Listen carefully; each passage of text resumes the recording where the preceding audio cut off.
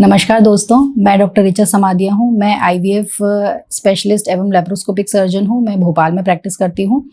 तो जो भी कपल्स हमारे साथ इस प्रेगनेंसी की जर्नी में जुड़े हुए हैं, तो उनका फर्स्ट ट्राइमेस्टर अब कंप्लीट हो चुका है और सेकेंड ट्राइमेस्टर शुरू हो चुका है। यानी कि इस वीडियो में हम प्रेगनेंसी के 13th वीक के बारे में चर्चा करेंगे।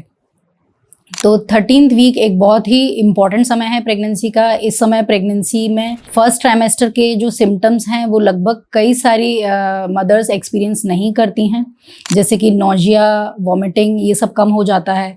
मदर एक एनर्जी का बूस्ट फील करती है, उनकी भूख बढ़ जाती है, अलग अलग तरह के खाने के लिए क्रेविंग्स स्टार्ट हो जाती है। और जो बच्चा है वो कैसा होता है, बेबी इस समय कैसा होता है, बेबी इस समय लगभग 7.5 सेंटीमीटर का हो चुका होता है। उसका वजन 30 ग्राम्स का होता है और वो पीच का जो फल होता है उसके आकार का दिखाई देता है।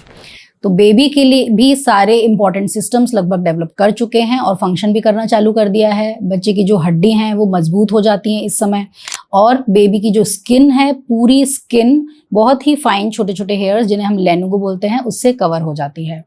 बेबी इस समय जो पानी की थैली में रहता है उस पानी को वो स्वेलो करना चालू भी कर देता है और निकालना भी चालू कर देता है। यानी कि बच्चे की किडनीज और यूरिनरी सिस्टम पूरी तरह से फंक्शनल हो चुका है। बेबी एमनियोटिक फ्लूइड, जो बच्चे के आसपास का पानी है, उसे स्वेलो भी कर रहा है और निकाल भी रहा है। तो ये सारे हुए बेबी के चेंजेस। मदर इस समय क्या क्या एक्सपीरियंस कर रही होती है, जैसे मैंने पहले भी बताया कि मदर को बहुत ही एनर्जी का बूस्ट मिलता है इस समय। वो सारे पुराने सिम्टम्स जैसे कि नोजिया, वॉमिटिंग से मदर को छुटकारा मिल जाता है तो इस समय, और एपेटाइट भी बढ़ जाती है, यानी कि भूख बढ़ जाती है, तो माँ अच्छे से इस समय खा पाती है। कई फीमेल्स में इस समय बेबी बम्प दिखना चालू हो जाता है। बेबी बम्प इस वजह से दिखता है क्योंकि अब प्रेगनेंसी जो है पेल्विस से निकल के धीरे धीरे पेट की तरफ, ऊपर की तरफ ग्रो कर रही है, जिससे बेली में नीचे की तरफ एक बम्प दिखाई देता है। इसके अलावा कई सारी मदर्स जो हैं वो स्ट्रेचिंग का पेन एक्सपीरियंस करती हैं। इस पेन को राउंड लिगामेंट पेन भी बोलते हैं।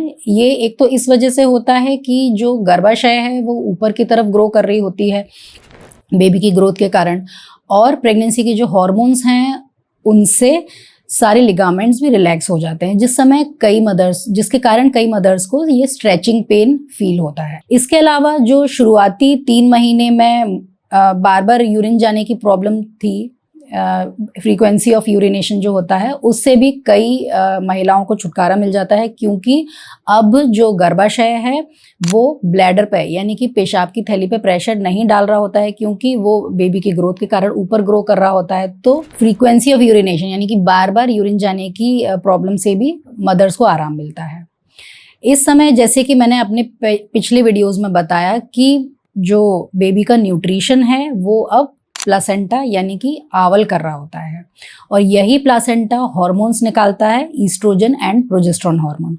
तो ये जो हार्मोन्स हैं इनकी वजह से मूड चेंजेस हो सकते हैं, कॉन्स्टिपेशन हो सकता है, और वजाइनल डिस्चार्ज भी कई बार बढ़ जाता है। मदर को इस समय क्या क्या चीज़ें ध्यान रखनी चाहिए?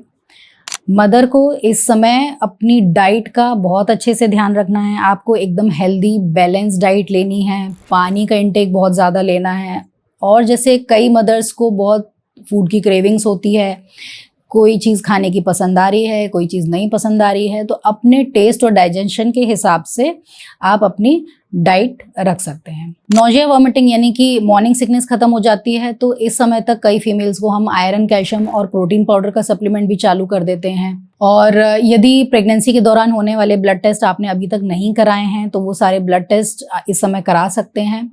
और ये एक बहुत ही इम्पॉर्टेंट टाइम होता है डाउन सिंड्रोम की स्क्रीनिंग के लिए, जिसे हम एंटी स्कैन और डबल मार्कर के टेस्ट द्वारा करते हैं। तो एंटी स्कैन करने का बेस्ट टाइम होता है 11 से 13 हफ्ते के बीच में। तो इस समय जिनका अभी तक एंटी स्कैन नहीं हुआ है वो अपना एंटी स्कैन का अपॉइंटमेंट शेड्यूल करें, डबल मार्कर का टेस्ट कराएं और प्रेगनेंसी में होने वाले सारे ब्लड टेस्ट कराएं।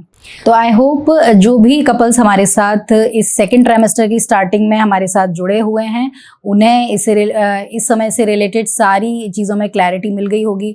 लेकिन यदि फिर भी आपके मन में कोई डाउट रह गया है तो नीचे दिए नंबर पर आप कॉल कर सकते हैं और मुझे मैसेज करके अपनी क्वेरी पूछ सकते हैं और अपना अपॉइंटमेंट भी फिक्स कर सकते हैं। Thank you so much.